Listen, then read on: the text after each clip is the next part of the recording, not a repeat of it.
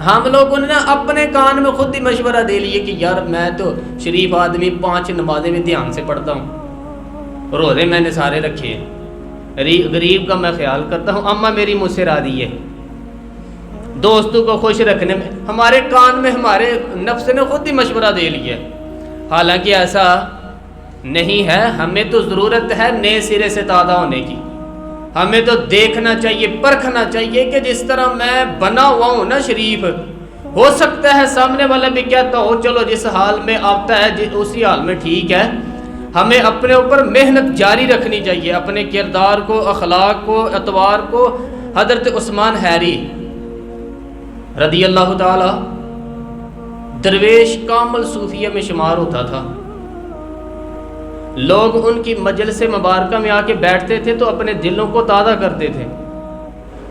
کچھ اللہ کے نیک بندے ایسے ہوتے ہیں کہ جن کا ایک جملہ بندے کو ساری زندگی کے لیے رستے پہ ڈال دیتا ہے۔ بہت بڑے درویش تھے حضرت عثمان حیری۔ امام غزالی رحمۃ اللہ تعالی علیہ نے لکھا ہے کہ ایک دفعہ ایک آدمی نے نا ان کی دعوت پکائی۔ امام صاحب دعوت کرنے چلے گئے حضرت عثمان حیری سے۔ جب اس شخص کے گھر پہنچے، دروازے تک گئے نا، تو وہ کہنے لگا حضور میں تو آپ کو دعوت دے کے بھول گیا تھا،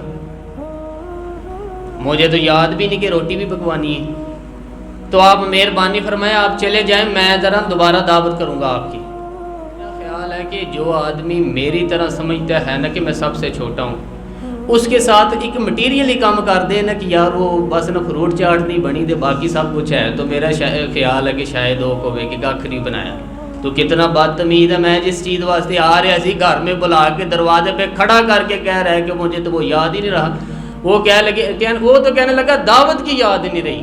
امام صاحب رحمۃ اللہ علیہ فرمانے لگے کوئی بات نہیں بھائی بیٹے، بندہ بھول بھی تو جاتے ہی، اور کوئی عرض نہیں، میں پھر آ جاؤں گا۔ بڑے لوگوں کے حوصلے بھی بڑے ہی ہوتے ہیں، اور یاد رکھنا اگر بڑا بننا چاہتے تو حوصلہ ذرا بڑا ہی کرنا پڑے گا، وگرنہ چھوٹے رہ جاؤ گے۔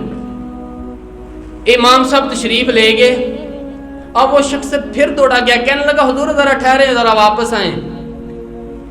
امام صاحب پھر واپس آ گئے، دروازے پہ کھڑا کر کے کہنے لگا آپ یہاں ذرا نا یہاں کھڑے ہو جائیں، میں اپنی بیوی کو پوچھتا ہوں کوئی چیز پڑی ہوئی ہے نا تو روٹی ذرا نا جلدی سے پکا لیں۔ امام صاحب پھر دروازے پہ کھڑے ہو، تھوڑی دیر کے بعد پھر اندر سے ہو کے پھر واپس آیا۔ دل دریا سمندروں ڈونگے، کون دلاں دیاں جانے۔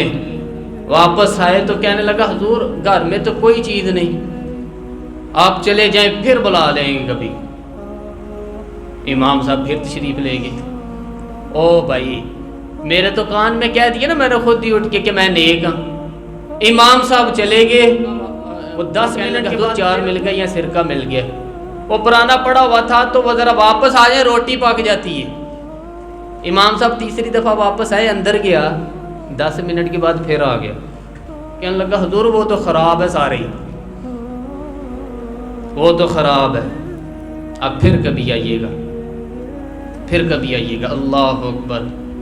میں نے کہا نا بڑا بننا ہے تو حوصلہ بھی تیرا۔ بھائی امام صاحب پھر تشریف لے گیا، جب گئے تو دوڑا گیا، جب کہ کہنے لگا حضور میں نے بڑے لوگ دیکھے ہیں پر آپ کا حوصلہ، آپ کی بات، اللہ اکبر، اتنا بڑا ضرب۔ اب چاہیے تھا نا امام صاحب ویسکٹ سیدھی کرتے کہ بھائی بالکل یہ تو کسی میں ہے ہی نہیں جو مجھ میں ہے، وہ دستار تھوڑی اور اونچی کر کے کہتے نہیں صاحب لوگ تو ایسے ہی، میں تو بڑا با حوصلہ ہوں۔ امام صاحب کیا فرمانے لگے، کہنے لگے کیا کہا تم نے؟ کہا حضور آپ کا بڑا حوصلہ ہے۔ ان لوگوں نے اپنی ترقی روکی نہیں تھی، وہ سمجھتے تھے کہ ابھی ہمیں ضرورت ہے تربیت کی۔ تو امام صاحب فرمانے لگے یہ تو حوصلہ میرے شہر کے کتوں میں بھی پایا جاتا ہے کہ جب کوئی انہیں بلاتا ہے تو آ جاتے ہیں، دھدکار دیتا ہے تو چلے جاتے ہیں۔ یہ کوئی حوصلہ ہے؟ یہ تو کتوں میں پایا جاتا ہے، یہ کوئی میرا کمال نہیں، یہ نا بس میرے لیے تو دعا کر رب میرے اندر کوئی حوصلہ پیدا کر دے، تو میری تعریف نہ کر، تو دعا کر اللہ کچھ کر دے۔ یہاں تو بھائی لوگوں نے ساتھ بندہ کھڑا کیا ہے تعریفیں کرنے والا، تعریف کرو جناب صبح سے شام تک، ایسے کول سن لو میری تعریف، جس نے جس کے ساتھ رشتہ رکھنا ہے کہ اس کا طریقہ ہے کہ اس کی تعریف کریں، یہ بڑا اچھا ہے تو ہم رشتہ قائم کریں گے۔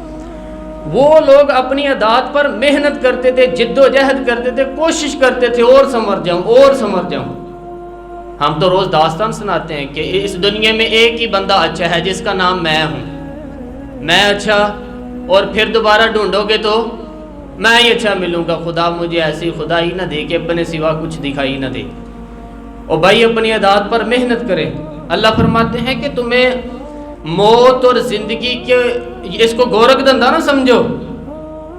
ایک شخص پیدا ہوا، ماں نے 9 مہینے جد و جہد کر کے اس کی پرورش کی، پیٹ میں رکھا، اس کو پالا، پھر کس مشکل سے وہ پروان چڑھا، پھر کس مشکل سے اس نے تعلیم حاصل کی، بھائی کچھ ہنر سیکھا، پھر پریکٹیکل لائف میں آیا، جد و جہد کر کے وہ آگے بڑھا، اس کے بچے ہوئے، کتنی جان جونکھوں میں ڈالی کہ پھر وہ فوت ہو گیا۔ پر میں یہ کچھ گورکھ دھندا نہیں۔ الذی خلق الموت والحیات لیبلوکم ایکم احسن عملا۔ یہ موت اور حیات اس لیے بنائی تھی کہ تاکہ پتہ چلے کہ تم میں سے اچھے عمل کون کرتا ہے، کون اپنی عادات کو سنوار کے آتا ہے، اخلاق کو سنوار کے آتا ہے، ستھرا ہو کے آتا ہے۔